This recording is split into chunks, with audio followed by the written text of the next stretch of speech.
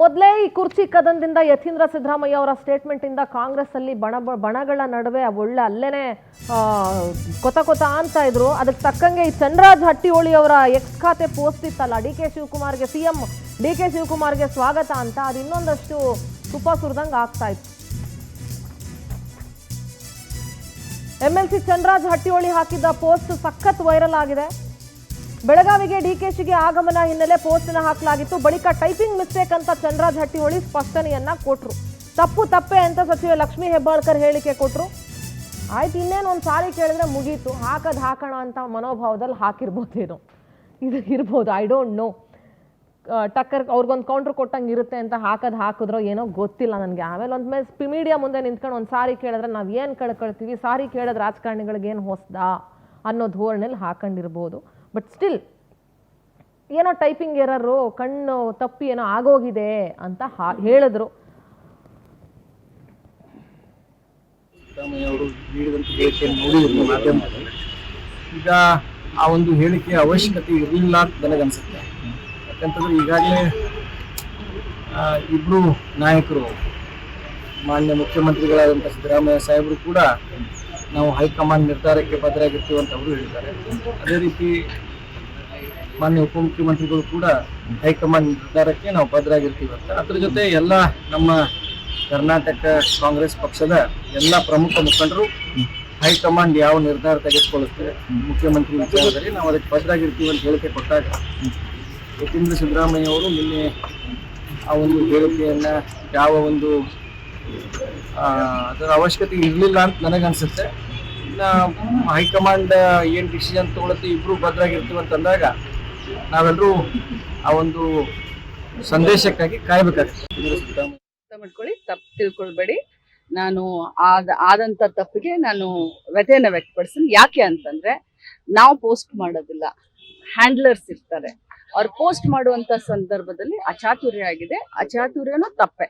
ಅದನ್ನ ಒಂದ್ ನಿಮಿಷ, ಅದನ್ನ ನಾನು ಯಾಕಂದ್ರೆ ನಾನು ಮೊದಲಿನಿಂದನೂ ಹೇಳ್ತೀನಿ, ಪಕ್ಷದ ಶಿಸ್ತಿನ ಸಿಪಾಯಿ ಅಂತ. ಆ ತಪ್ಪನ್ನ ನಾನು ತಪ್ಪಂತಾನೆ ಹೇಳಲಿಕ್ಕೆ ಬಯಸ್ತೀನಿ. ತಮ್ಮೆಲ್ಲರ ಎದುರುಗಡೆನೂ ಕೂಡ ನಾನು ಅದನ್ನ ಒಪ್ಕೊಳ್ತೀನಿ. ನಾನ್ ನೋಡೇ ಇರ್ಲಿಲ್ಲ ಅದನ್ನ. ನನ್ನ ತಮ್ಮ ನೋಡಿ ಅಕ್ಕ ಹಿಂಗ ಆಗಿದೆ, ನಾನು ಇಮಿಡಿಯೇಟ್ ಚೇಂಜ್ ಮಾಡಿಸಿದ್ದೀನಿ ಅಂತ ನನ್ನ ತಮ್ಮ ಸ್ವಂತ ನನ್ಗೆ ಹೇಳಿದಾಗ ನಾನ್ ಮತ್ತೆ ಅದನ್ನ ಓಪನ್ ಮಾಡಿ ನೋಡಿದಾಗ ಅಲ್ಲಿವರೆಗೆ ಚೇಂಜ್ ಆಗಿತ್ತು. ಬಟ್ ಆಗಿರೋ ತಪ್ಪಿಗೆ ಅದು ಅಚಾನಕ್ ಆಗಿರೋದು. ಯಾಕಂದ್ರೆ ನಾನಾಗ್ಲಿ ನನ್ನ ತಮ್ಮ ಆಗ್ಲಿ ಪಕ್ಷದ ಶಿಸ್ತಿನ ಸಿಪಾಯಿಗಳು. ಸೊ ಇದನ್ನ ನಾನು ಕ್ಲಾರಿಫೈ ಮಾಡ್ಲಿಕ್ಕೆ ದಯಮಾಡಿ ಎಸ್ ಚರ್ಚೆ ಮಾಡ್ತಾ ಹೋಗ್ತೀನಿ. ಎಸ್ ಗಣೇಶ್ ಅವ್ರೆ, ಏನ್ ಹೇಳ್ತೀರಿ? ಇವತ್ತು ರೈತರ ಜೊತೆ ಸೇರ್ಕೊಂಡು ಬಾರಿ ದೊಡ್ಡ ಮಟ್ಟದಲ್ಲಿ ಹೋರಾಟ ಮಾಡಿದಿರಿ, ಎಲ್ಲ ಮಾಡಿದಿರಿ. ನಿಮ್ಮ ಸರ್ಕಾರ ಇದ್ದಾಗಲೂ ನೀವೇನು ರೈತರು ಕೆಲಸ ಏನು ಮಾಡಿಕೊಟ್ಟಿರಲಿಲ್ಲ ತಕ್ಕ ಮಟ್ಟಿಗೆ, ಬಟ್ ಸ್ಟಿಲ್ ಇವತ್ತು ರೈತರ ಜೊತೆ ನಿಂತ್ಕೊಂಡಿದ್ದೀರಿ, ಏನು ಹೇಳ್ತೀರಿ? ನಮ್ಮ ಜನಪರ ಹೋರಾಟಗಳು ಎಲ್ಲ ಮಾಡಬೇಕಾದ್ದು ಎಲ್ಲ ರಾಜಕೀಯ ಪಕ್ಷಗಳ ಕೆಲಸ. ಇವತ್ತು ನಾವು ವಿರೋಧ ಪಕ್ಷದಲ್ಲಿ ಇದ್ದೀವಿ, ಅದು ನಮ್ಮ ಜವಾಬ್ದಾರಿಯುತವಾಗಿ ಮಾಡಿದ್ದೀವಿ. ಇದಕ್ಕಿಂತ ಮೊದಲು ನೀವು ಆರಂಭದಲ್ಲಿ ಕುರ್ಚಿ ಕದನ ಅಂತ ಹಾಕಿದ್ರಿ. ಯಾಕೆ ಅಂದರೆ ಕುರ್ಚಿಯಲ್ಲಿ ಕುಂತ್ಕೊಂಡವರ ಮನಸ್ಥಿತಿಗಳು ಭಾಳ ಸ್ಪಷ್ಟವಾಗಿರಬೇಕು, ಸುಭದ್ರವಾಗಿರಬೇಕು, ಒಂದು ಡಿಸ್ಟರ್ಬ್ ಇಲ್ಲದೇ ಇರತಕ್ಕಂಥ ಮನಸ್ಥಿತಿ ಇರಬೇಕು. ಇವತ್ತು ಅವರು ಕುರ್ಚಿಯಲ್ಲಿ ಕುಂತ್ಕೊಳ್ಳೋವಾಗ ಮುಳ್ಳಿನ ಮೇಲೆ ಕುಂತ್ಕೊಳ್ಳೋ ಸ್ಥಿತಿಯಲ್ಲಿ ಇದ್ದಾರೆ. ಇವತ್ತು ಅವರ ಪಕ್ಷದಲ್ಲಿ ಕೇಂದ್ರದಲ್ಲಿ ಇರ್ತಕ್ಕಂಥ ಹೈಕಮಾಂಡ್ ಹೇಳಿತ್ತು, ನೋಡಪ್ಪ ನೀವು ಹೀರೋಗಳು ಇಬ್ಬರು ಸ್ವಲ್ಪ ಸರಿ ಹೋಗ್ರಿ, ತಾನಾಗಿ ತಾನು ಎಲ್ಲ ಸರೋಗುತ್ತೆ ಅಂದರು. ಹೀರೋಗಳೇನೋ ಸ್ವಲ್ಪ ನಾಟಿ ಕೋಳಿ ಅದು ಇದು ತಿನ್ಕೊಂಡು ಸರ್ ಹೋದರು, ಅದು ಸೈಡ್ ಆಕ್ಟರ್ಗಳು ಎದ್ಬಿಟ್ಟಿದಾರಲ್ಲ. ಈ ಸೈಡ್ ಆಕ್ಟರ್ಗಳಿಗೆ ಯಾರು ಡೈರೆಕ್ಟ್ರು? ಅದರಲ್ಲಿ ಒಬ್ಬರು ಡೈರೆಕ್ಟ್ ಇದ್ದಾರೆ, ಮಾನ್ಯ ಡಿ ಕೆ ಶಿವಕುಮಾರ್ ಅವರು ಸ್ಥಳೀಯ ನಾಯಕತ್ವದ ನಾಯಕರು, ಅವ್ರ ಕೈಲೂ ಆಗ್ತಿಲ್ಲ. ಅದು ಬಿಟ್ಟರೆ ಇವರು ಅಸಿಸ್ಟೆಂಟ್ ಡೈರೆಕ್ಟರ್ ಅಂತ ಹೇಳ್ತಾರೆ, ಅಲ್ಲಿ ಮೇನೊಬ್ಬ ಡೈರೆಕ್ಟರ್ ಇದೆ ಸೆಂಟ್ರಲ್, ಅವ್ರ ಕೈಯಲ್ಲೂ ಆಗ್ತಿಲ್ಲ. ಈ ನಾಯಕನ ಇಲ್ಲದ ನಾವಿಕನದಂಥ ದೋಣಿನ ಅಥವಾ ನಾಯಕನೇ ಇಲ್ಲದೆ ಇರತಕ್ಕಂಥ ಕಾಂಗ್ರೆಸ್ ಪಕ್ಷವ? ನಿಯತ್ತಿಲ್ಲ ಇದೆಯಾ ಇಲ್ವೋ? ಅದಕ್ಕೆ ನಿಯತ್ತಿದೆ ಅಂಥೇಳಿ ಡಿ ಕೆ ಸುರೇಶ್ ಅವ್ರಿಗೆ ಜ್ಞಾಪಿಸ್ಬೇಕಾಗಿತ್ತು.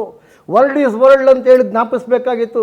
ಸಿದ್ದರಾಮಯ್ಯನವ್ರು ಮತ್ತೊಂದು ಪದ ಹಾಕಬೇಕಾಯಿತು, ನಾನು ಕೊಟ್ಟಿದ್ದೀನಿ ವರ್ಲ್ಡ್ ಈಸ್ ಮೈ ಸ್ಟ್ರಾಟರ್ಜಿ ಅಂತ ಹೇಳಿದ್ರೆ ಅದೊಂದು ಹಾಕ್ಬೇಕಾಯ್ತು. ನಾವೇನು ಕೇಳಿರಲಿಲ್ಲ. ಇವೆಲ್ಲ ಯಾರು ಹೇಳಿದ್ರು? ಇವ್ರು ಕುರ್ಚಿ 136 ಸೀಟ್ ಕೊಟ್ಟಿದ್ದಾರೆ ರೀ, ನೀವು ಹಂಚ್ಕೊಳ್ರಿ, ನೀವು ನ್ಯಾಯವಾಗಿ ಮಾಡಿರಿ, ನಾವೇನು ನಿಮ್ಗೆ ಪವರ್ ಕೊಡಿ ಅಂತ ಕೇಳ್ರಿ, ನೀವು ಪವರನ್ನು ಸಂತೋಷವಾಗಿ ಮಾಡಿರಿ, ನೀವು ಯಾರನ್ನ ಆಗ್ರಿ. ಜನಗಳ ಜ್ವಲಂತ ಸಮಸ್ಯೆ ನೋಡ್ರಿ. ನೀವೇ ಹೇಳಿದ್ರಿ, ಲಂಗು ಲಗಾಮ ಇಲ್ಲದ ಮಾತುಗಳಾಡೋದು, ಬೇಕಾಬಿಟ್ಟು ಹೇಳಿಕೆಗಳನ್ನ ಕೊಡೋದು, ಇದೆಲ್ಲ ಯಾರನ್ನ ಸಹಿಸ್ತಾರೆ? ನೀವೇ ಹೇಳಿದ್ರಿ ಡಾಕ್ಟ್ರು, ಹೆಸರಿಗೆ ಡಾಕ್ಟ್ರು, ಮೇಡಮ್ ನಮ್ಮ ಕುಂತಿರೋರಿಗೆ ಈವನ್ ನಂದನ್ ಕಶ್ಯಪ್ ಅವ್ರಿಗೂ ಕೂಡ ಆತ್ಮಾವಲೋಕನ ಮಾಡ್ಕೊಂಡಾಗ ಬೇಕಾಗಿದ್ದದೆಲ್ಲ ದೊಣ್ಣೆ ಕೊಟ್ಟು ಒಡಿಸ್ಕೊಳ್ಳೋದು ಬೇಕಿತ್ತಾ ಅವ್ರಿಗೆ ಅನಿಸತ್ತೆ, ಆದರೆ ಹೇಳಲಿಕ್ಕಾಗಲ್ಲ. ನೀತಿ ಇಲ್ಲದ ರಾಜಕೀಯ ಪಕ್ಷ ಯಾವುದಾದ್ರೆ ಇವತ್ತು ಕಾಂಗ್ರೆಸ್.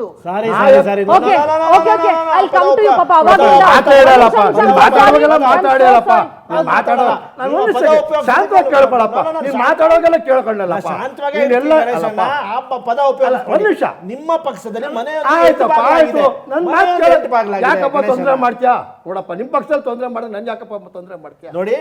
ಅಲ್ಲಪ್ಪ, ಸ್ವಲ್ಪ ಶಾಂತವಾಗಿ ಕೇಳು, ನಾನೇನು ಮಾತಾಡೋಕೆ ಬಂದಿದ್ದೀನಿ, ನಾನು ತಪ್ಪಿದ್ರೆ ಹೇಳು. ಮೇಡಮ್, ನಾಯಕನಿಲ್ಲ, ಒಂದು ನಿಯತ್ತಿಲ್ಲ, ನೀತಿಯೂ ಇಲ್ಲ ಇವತ್ತಿನ ಪರಿಸ್ಥಿತಿಯಲ್ಲಿ. ಬದ್ಧತೆ ಇಲ್ಲ ಅಂತ. ಬದ್ಧತೆ ಇಲ್ಲ, ಆಯ್ತು ಮೇಡಮ್. ಬಿಜೆಪಿ ಸಂಸದರಿಗೆ ಬದ್ಧತೆ ಇಲ್ಲ, ರಾಜ್ಯದ ಜ್ವಲಂತ ಸಮಸ್ಯೆ ಬಗ್ಗೆ ಚರ್ಚೆ ಇನ್ನೊಂದಕ್ಕೆ ಬರ್ತೀನಿ. ಮಾನ್ಯ ಯತೀಂದ್ರ ಸಿದ್ದರಾಮಯ್ಯನವರು ಮೇಡಮ್, ಅವ್ರಿಗೆ ಅಲ್ಲಿ ಬಂದಿರೋದು ಜ್ವಲಂತ ಸಮಸ್ಯೆಗಳು ಮಾಡೋಕ್ಕೋ ಅಥವಾ ಒಂಥರ ತಂದಿಗೆ ತಮಾಷೆ ನೋಡಕ್ಕ ಅವ್ರ ಜವಾಬ್ದಾರಿ ಇಲ್ವಾ ಮೇಡಮ್? ಉದಯೋನ್ಮುಖ ನಾಯಕನಾಗತಕ್ಕಂಥ ಅವ್ರಿಗೆ ಇರಬೇಕಾದ ಲಕ್ಷಣಗಳು ರೂಢಿಸ್ಕೊಳ್ಬೇಕು ಅಂತ ಇಲ್ಲ. ಅವರು ನಾಯಕ ಆಗಲ್ಲ, ಆಗಲ್ಲ ಬಿಡಿ, ಆಯಿತು, ಏನೋ ಅದೃಷ್ಟಕ್ಕೆ ಆಯಿತು ಮೇಡಮ್. ಆದರೂ ಕೂಡ ಕಾಂಗ್ರೆಸ್ ಪಕ್ಷದಲ್ಲಿ ಮಾನ್ಯ ಡಿ.ಕೆ. ಶಿವಕುಮಾರ್ ಅವರು ಸರ್ಕಾರದಲ್ಲಿದ್ದಾರೆ, ಪಕ್ಷದ ಅಧ್ಯಕ್ಷರು, ಶಾಸಕಾಂಗದ ಪಕ್ಷದ ನಾಯಕರು ಸಿದ್ದರಾಮಯ್ಯನವರು ಇದ್ದಂಥ ಒಂದು ರಾಜ್ಯದ ಆಡಳಿತ ಈ ರೀತಿ ನಡೆಯುತ್ತೆ ಅಂತಂದರೆ ಇದು ರಾಜ್ಯದ ಜನತೆಗೆ ಮಾಡಿದ ಅವಮಾನ ಅಲ್ವಾ? 136 ಸೀಟ್ ಕೊಟ್ಟು ನಿಮ್ಮನ್ನ ಉತ್ತಮವಾಗಿ ಆಡಳಿತ ನಡೆಸಿ ನೀವೇನು ಬೇಕೋ ಮಾಡಿಕೊಂಡು ಹೆಂಗೋ ಚೆನ್ನಾಗಿರಯ್ಯ ಅಂದರೆ ಒಳ್ಳೆ ಹೆಂಗೆ ಕಿತ್ತಾಡ್ತೀರಿ ಅಂದರೆ ಸಣ್ಣ ಮಕ್ಕಳು ಕೇಳೋ ಮತ್ತಿಗೆ ಬಂದಿದೆ. ಇವರೇನು ಮನುಷ್ಯರಾ? ಇವ್ರಿಗೇನಾದ್ರೂ ನೀತಿ ಇದೆಯಾ? ಇವ್ರ ಬದ್ಧತೆ ಇದೆಯಾ? ಆಡಳಿತದಲ್ಲಿ ಏನಾದರೂ ಕಳಕಳಿ ಇದೆಯಾ? ಸಾರ್ವಜನಿಕತಾಸಕ್ತಿ ಇದೆಯಾ? ಯಾರು ಮೇಡಮ್? ಅಸಹ್ಯ ಆಗತ್ತೆ ಮೇಡಮ್, ಖಂಡಿತ. 136 ಸೀಟು ಬಹುಮತ ಕೊಟ್ಟಿರ್ತಕ್ಕಂಥ ಪಕ್ಷದಲ್ಲಿ ಆಗುತ್ತಿರತಕ್ಕ ಆತಂಕಗಳು ನೋಡಿದರೆ ಗೊಂದಲ ಅಲ್ಲ, ಗೊಬ್ಬೆದ್ದು ಹೋಗಿದೆ. ಗೊಂದಲ ಆದರೂ ಸರಿ ಮಾಡಬಹುದು, ಬಹುಶಃ ಗೊಬ್ಬೆದ್ದು ಹೋಗಿದೆ ಮೇಡಮ್. ಅಲ್ಲ ಮೇಡಮ್, ಜಮೀರ್ ಅಹಮದ್ ಅವರು ಇವತ್ತು ಹೇಳಿದ್ರು, ಜಮೀರ್ ಅಹಮದ್ ಅವರು 28ರವರೆಗೂ ಸೀಟ್ ಖಾಲಿ ಇಲ್ಲ ಮೇಡಮ್. ಇವರೆಲ್ಲ ಪ್ರಬುದ್ಧರಲ್ಲ, ಕ್ಯಾಬಿನೆಟ್ ಮಂತ್ರಿಗಳು madam. They are pillars of the power. ಸಣ್ಣದಲ್ಲ ಮೇಡಮ್. ಅವ್ರು ಹೇಳ್ತಾರೆ ತಲೆ ಮಾಡೋ ಶಾಲೆ ಎಲ್ಲರೂ ತಲೆ ಮೇಲೆ ಹೊಡೆದ್ಕೊಂಡು ಸರ್, ತಲೆ ಮೇಲೆ ಹೊಡೆಯೋರೇ ಇಲ್ವಲ್ಲ ಮೇಡಮ್? ತಲೆ ಮೇಲೆ ಕಲ್ಲಾಕಂತ ಅವ್ರಲ್ಲ. ಇದಕ್ಕೆ 136 ಸೀಟ್ ಬೇಕಿತ್ತ? ಇದಕ್ಕೆ ಇವ್ರ ಬದ್ಧತೆನಾ? ಇದು ಆಡಳಿತ ನಡೆಸೋ ನೀತಿನ? ಹೇಳಿ ಮೇಡಮ್. ಆಲ್ರೈಟ್, ಎಸ್ ನಂದನ್ಜಿ, ಅವ್ರದ್ದು ಪ್ರಶ್ನೆ ಜೊತೆಗೆ ನಂದೊಂದು ಪ್ರಶ್ನೆ ಇಟ್ಬಿಡ್ತೀನಿ. ನಿಮ್ಮ ಕಾಂಗ್ರೆಸ್ ಅಲ್ಲಿ KPCC-ಲಾಗ್ಲಿ AICC-ಲಾಗ್ಲಿ ನಿಮ್ಮ ಶಿಸ್ತು ಕಮಿಟಿ ಇದೆಯಾ ಇಲ್ವಾ, ಅಥವಾ ಇದ್ದು ಮಲ್ಕೊಂಡಿದ್ಯಾ ಹೇಳಿ? ಅಥವಾ ಅದು ಯಾರೋ ಬಡ ಶಾಸಕರಿಗೆ ಮಾತ್ರನಾ, ಅಥವಾ ಯತೀಂದ್ರಗೆ ಬೇರೆ ಶಿಸ್ತು, ಅದು ಯತೀಂದ್ರಂಗ್ ಬೇರೆ ಶಿಸ್ತು, ಇವ್ರಿಗೆ ಬೇರೆ ಶಿಸ್ತು ಅಂತ ಏನಾದ್ರು ಡಿಸಿಪ್ಲಿನ್ ಅಲ್ಲಿ ಡಿಫ್ರೆನ್ಶಿಯೇಟ್ ಇದೆಯಾ? ಅದರಲ್ಲೂ ಅಸಮಾನತೆ ಇದೆಯಾ? ಅದರಲ್ಲೂ ನೋಡಿ, ಪ್ಲೀಸ್ ನೋಡಿ, ಕೈಂಡ್ಲಿ ಆನ್ಸರ್ ಮೀ. ನೋಡಿ, ಶಿಸ್ತು ಕಮಿಟಿ ಇದೆ.